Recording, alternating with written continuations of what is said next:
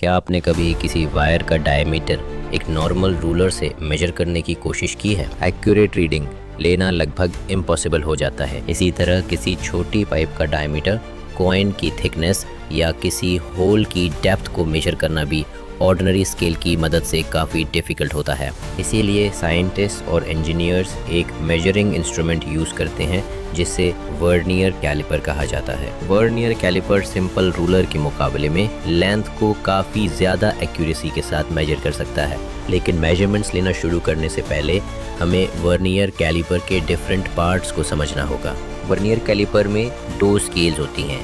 पहली होती है मेन स्केल जो फिक्स्ड होती है और बिल्कुल एक ऑर्डिनरी रूलर की तरह काम करती है। दूसरी होती है वर्नियर स्केल जो मेन स्केल के अलोंग स्लाइड कर सकती है। अब चलिए जॉज को देखते हैं। नीचे वाली बड़ी जॉज को आउटसाइड जॉज कहा जाता है। इनका यूज किसी ऑब्जेक्ट के एक्सटर्नल डायमेंशंस मेजर करने के लिए किया जाता है, जैसे किसी रॉड का डायमीटर या किसी ब्लॉक की थिकनेस। ऊपर वाली छोटी जॉज को इनसाइड जॉज कहा जाता है। इनका यूज़ इंटरनल डिमेंशंस मेजर करने के लिए होता है, जैसे किसी पाइप या हॉलो सिलेंडर का इनर डायमीटर। जब जॉज एक दूसरे से दूर मूव करती है तो वर्नियर कैलिपर की बैक साइड से एक रॉड बाहर निकलती है। इस मेटल रॉड को डेप्थ रॉड कहा जाता है। इसका यूज़ होल्स, कंटेनर्स और कैविटीज़ की डेप्थ मेजर करने के लिए किया जाता है। जब हम किसी ऑब्जेक्ट की मेजरमेंट ले लेते हैं तो कभी कभी वर्नियर स्केल एक्सीडेंटली मूव कर सकती है। ऐसी सिचुएशन में मेजरमेंट चेंज हो सकती है और रीडिंग गलत हो सकती है। इस प्रॉब्लम को अवॉइड करने के लिए हम लॉक स्क्रू का यूज़ करते हैं।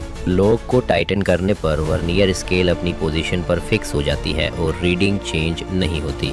अब जब हम वर्नियर कैलिपर के मेन पार्ट्स को समझ चुके हैं तो चलिए मेजरमेंट लेना सीखते हैं। मान लीजिए हमें इस सिलिंड्रिकल ऑब्जेक्ट का डायमीटर मेजर करना है। सबसे पहले ऑब्जेक्ट को आउटसाइड जॉज के बीच में रखिए, फिर जॉज को धीरे धीरे क्लोज कीजिए। जब ऑब्जेक्ट प्रॉपर्ली होल हो जाए तब हम मेजरमेंट रीड करने के लिए रेडी हैं। वर्नियर कैलिपर की रीडिंग लेना दो सिंपल स्टेप्स पर बेस्ड होता है।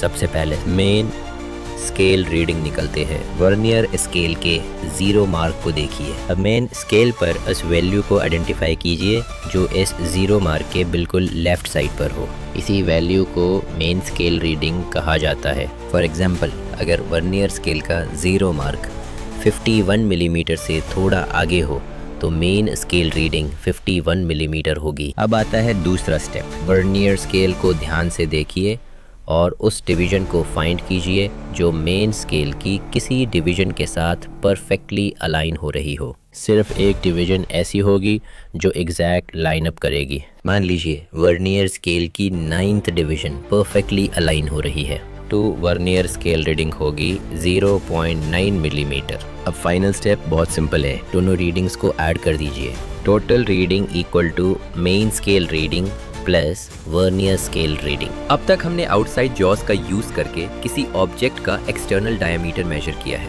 लेकिन वर्नियर कैलिपर सिर्फ एक्सटर्नल डायमेंशंस ही नहीं बल्कि इंटरनल डायमेंशंस और डेप्थ भी मेजर कर सकता है। किसी पाइप या होलो सिलेंडर का इनर डायमीटर मेजर करने के लिए हम इनसाइड जॉज का यूज करते हैं। इनसाइड जॉज को ऑब्जेक्ट के अंदर रखा जाता है और धीरे धीरे ओपन किया जाता है जब तक दोनों जॉज इनर वॉल्स को टच ना कर लें। उसके बाद में स्केल और वर्नियर स्केल की रीडिंग एग्जैक्टली उसी तरह ली जाती है जैसे हमने अभी एक्सटर्नल डायमीटर के केस में ली थी। इसी तरह किसी होल, कंटेनर या कैविटी की डेप्थ मेजर करने के लिए डेप्थ रॉड का यूज़ किया जाता है। वर्नियर कैलिपर के बेस को ऑब्जेक्ट की अपर सरफेस पर रखा जाता है और डेप्थ रॉड को नीचे की तरफ मूव किया जाता है जब तक वो बॉटम सरफेस को टच ना कर ले।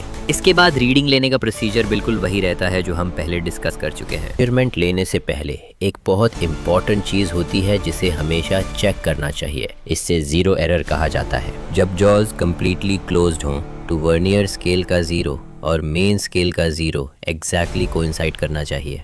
अगर दोनों कोइंसाइड नहीं करते तो इंस्ट्रूमेंट में 0 एरर मौजूद है। ऐसी सिचुएशन में हमें करेक्ट मेजरमेंट हासिल करने के लिए करेक्शन अप्लाई करनी पड़ती है। 0 एरर और 0 करेक्शन को हम एक सेपरेट वीडियो में डिटेल से डिस्कस करेंगे क्योंकि ये टॉपिक स्पेशल अटेंशन डिजर्व करता है।